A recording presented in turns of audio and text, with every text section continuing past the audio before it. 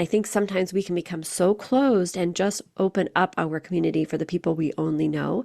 But there might be people out there that need that community, that need our friendship, that need our support, that we might not be seeing because we're so blinded by just what is in front of us. Hi, and welcome to the Flourish and Health Podcast. My name is Stephanie Book, and I am so glad you are here. My hope is to help others see their life beyond where they currently are right now, move away from places where they feel stuck, and empower them to move into a flourishing life. Together, we will learn to recognize our true identity in Christ and apply a reframed mindset to combat the lies that we've been believing about ourselves. We will walk the journey of flourishing in our health, in mind, body, and our connection with God. I'm so excited to walk this journey with you as we create new habits of thinking and turn toward a life that is flourishing.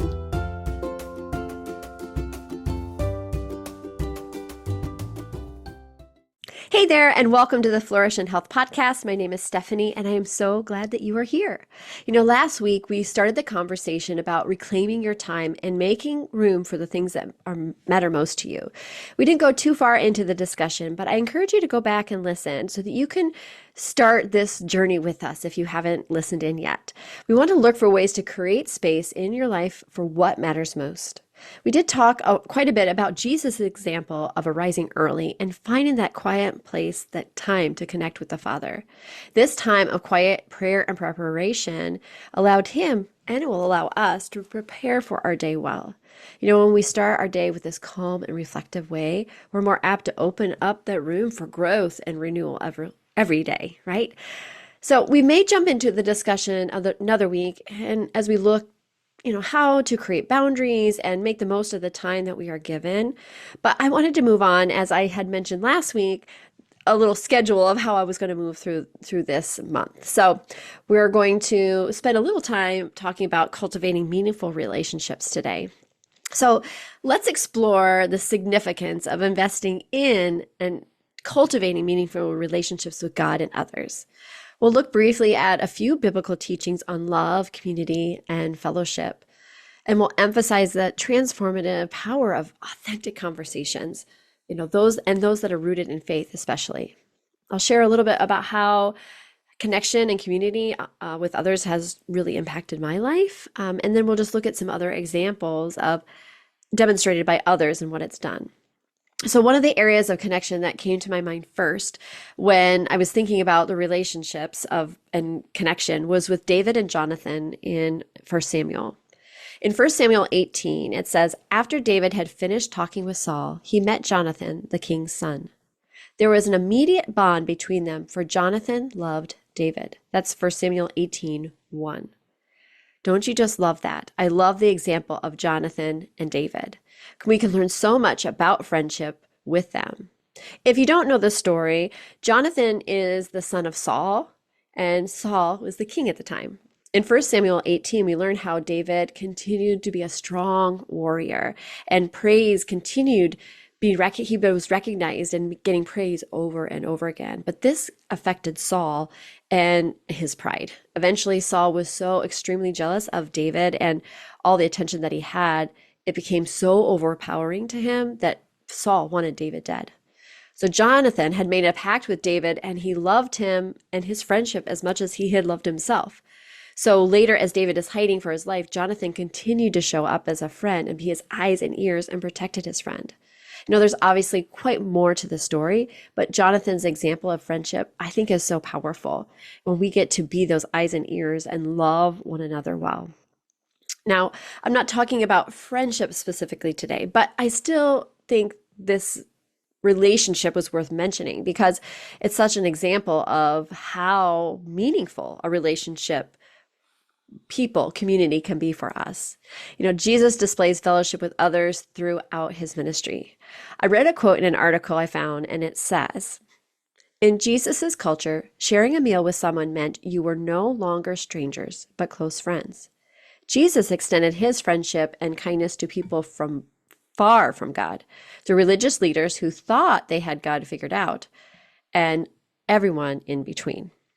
I love how God he extended love and openness to other people. And he didn't follow those norms of whether he knew them or not, that they were good friends, because he saw how much people needed community, how much people needed to see his love. And so, of course, there's a lot more to that, but he extended. And I think sometimes we can become so closed and just open up our community for the people we only know.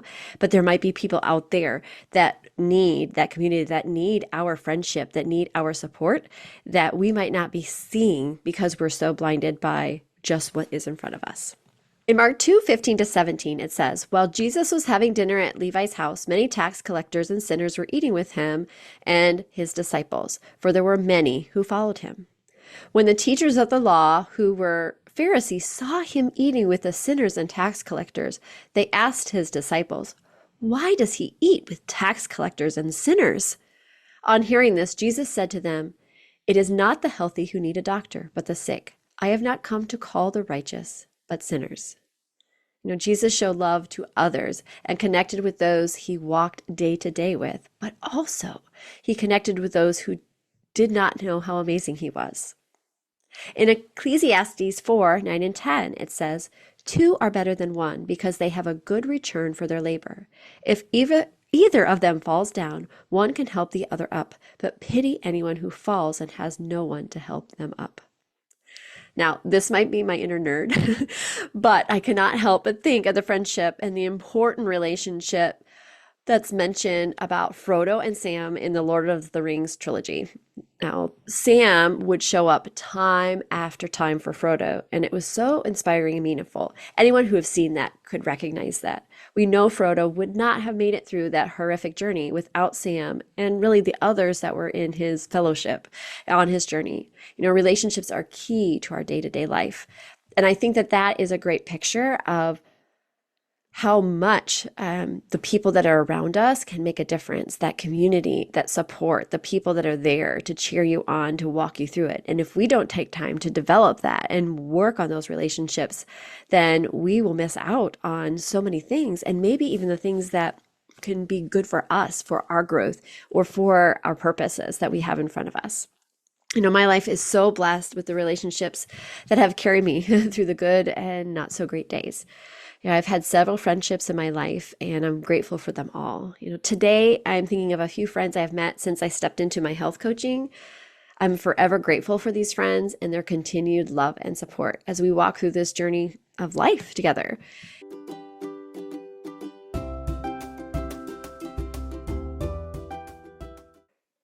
When we have close relationships, like I have been blessed with these ladies, I am able to be loved and I'm being challenged at the same time. They have permission to call me out when I'm falling below the line or trying to dip into self-pity, and I get to do the same for them. These relationships take time and continued connection from really both sides.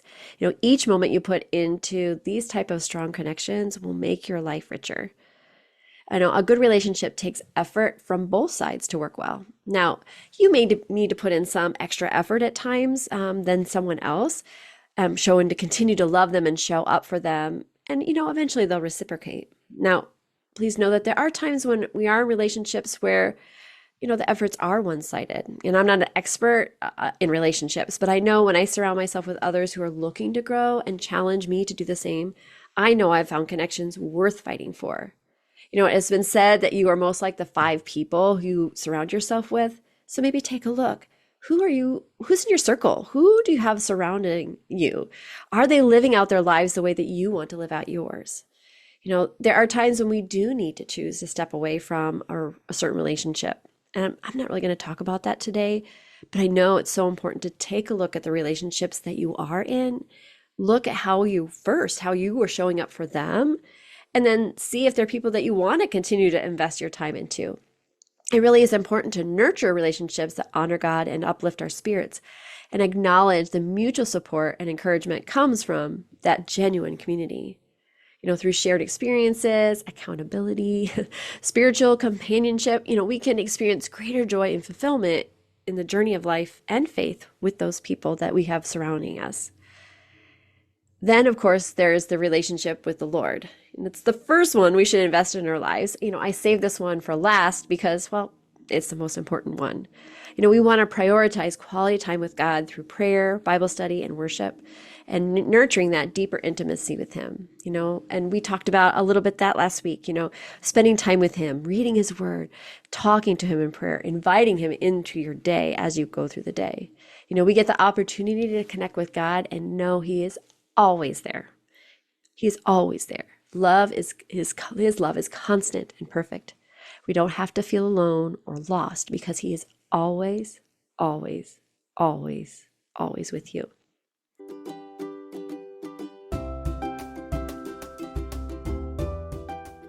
When I was in high school, I had a little bit of a darker time and I always felt alone. Walking through the halls, seeing others connect with their friends was super hard. I always felt like I was alone and unseen. I don't remember how the conversation started, but I had talked to another girl that was older, a little bit older than me at church. And she said that while she was in school, while she roamed the halls, she would talk to God. She would just kind of in her mind, sometimes she'd talk out loud, but she would just be having that conversation with the Lord as she walked through the halls. So I decided to try that. And you know what? I started looking toward those hallway walks because I get to spend time. I got to connect with God. I was connected, so focused with Him and that community that I had with Him that I didn't have to worry about the things that were going around me and didn't even think about them because I get to talk to my friend. We get to invite Jesus into our day and we'll get to experience a relationship like no other. So you may feel like you don't have that community right now, and please reach out if you don't feel like you're connected anywhere, because I can maybe help you through that, or I would love to connect with you in some way, because everyone deserves to have some type of connection. Someone is there who loves and supports them and wants to walk life with them. And I bet you there's probably people in your life that you can love and serve. And when you do that, you'll be surprised how many other people are around you that you might not have even noticed. So before we go, I would leave you with a few steps you can do to develop relationships that count. First of all, spend time with the Lord daily. I know I've said this quite a bit, but it doesn't have to be long. Read a verse and talk to Him as you move through the day. He is there waiting for you to call Him, just like your friend would love that text from you or that phone call from you.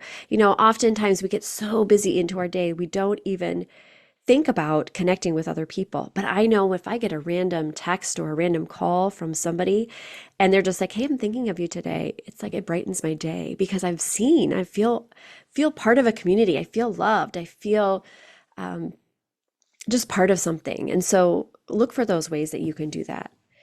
Cultivate authentic relationships. Look for ones that are grounded in love and trust and respect. Create ways to implement a sense of belonging and support. Be a friend to others and extend love to other people. Be attentive with those you are friends with. Practice active listening and empathy in your interactions and seek to understand and affirm experiences and emotions of them. We say this in my health coaching community all the time. Be interested, not interesting. Find ways that you can be interested, listen. You don't need to have the words to say. I had a conversation with a friend this past week and, I said, I don't really know what I can do to help you, but I know that that I'll just listen, that I'll be in that space with you, that I will be here and a listening ear. If there's something I can help with, let me know. But I think she just appreciated having someone that she felt she could trust to be able to share what was on her heart. And I think the more that we do that for other people, those connections are deeper and they get stronger. And you have that community that you long for, and that Jesus is the example for us. So find ways to act in service and hospitality to each other. Show God's love and compassion to those you meet each day, and show up for others and live out the example of friendship and connection to others. My friends, I hope that today helped you. I hope that it gave you some ideas of how to cultivate some of those relationships. I mean, there's tons of things that we could do, and I'm just scratching the surface. But be on the lookout for what it is around you, who is around you that you can connect with. Who can you encourage today? Who do you think that's around you that might be feeling like you and maybe feels like they are unseen? Who can you send a text to? Or pick up the phone and call them. That I know we all don't always want to talk on the phone, especially if you've been meetings all day or if you're on a lot of Zooms or, sometimes we feel like we've kind of been peopled out by the end of our day sometimes. But you'll be surprised how that authentic connection, that time of just with a friend, or that little message just saying, "How are you today? What are you celebrating today? What's good in your life right now?" Those are ways that we can cultivate those relationships and build that community around us. Because I know in my life, I would not be the place that I am today if I didn't have such a wonderful, strong community. Like those ladies that I mentioned earlier from my health coaching um, coach group. I mean, they have been lifesavers in my life and in my walk. And so, there are people around that you are doing life with every day, and you would be surprised how many of the people around you are looking for that authentic connection, someone that says, "Hey, I see you, I love you, and how can I pray for you? Or what can I do today to help you feel the love that I have for you?" So I hope that this podcast was encouraging for you today. I hope that you find ways that you can use what I've shared to help other people and cultivate those relationships. Please pass this on to anyone that you think it would help, because that's the best way, is if we're sharing with others, then they'll be able to learn and you'll be able to find that connection with one another. Take care. Thank you so much for joining me as we walk towards this life of flourishing. I appreciate you taking the time to listen and would love, love, love for you to take a moment to subscribe to my podcast and maybe even leave a review. Likes and reviews like yours will allow my podcast to be seen by others and hopefully help them as they walk through their own journey of growth. So until next time, please remember that you are amazing, my friend, and you are meant to live a life full and flourishing. Take care. Hey friends, before you go, I have a few more things I wanted to share with you today. First of all, I want to make sure that you are able to stay connected with me when when my next podcast will be dropping, or if I have like a special announcement, or I'm able to give you away some free things. And so I want to make sure that you are connected to me and I get to be connected with you. So you can find me on Instagram at steph.book and follow me there, or you can join our Flourish group on Facebook. That all those links you can find in the show notes of this episode. Also, I have a beautiful Flourishing in Life guide that I created, which has my top 10 tips for starting that flourishing life with some scripture as well. It's a beautiful guide, I must say. I think it's really pretty. So I would love to be able to give that to you for free. So if you have not snagged that yet, please make sure to do that.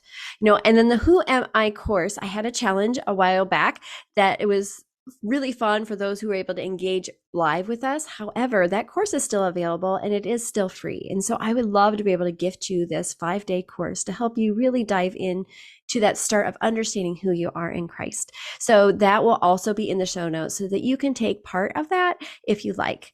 I share lots of different things, and I have other things in the show notes that you can take part of, like your Wear Your Faith clothing line that's just beautiful, and there's always new items that are dropping all the time. And then if you're a business owner, connect with me about Social Connector. It is a wonderful, wonderful tool that you can use to stay authentic and connect with those customers that you care about, those clients, those people that I know your heart is to serve. And so if you need some help with that, I would love to share more about that as well.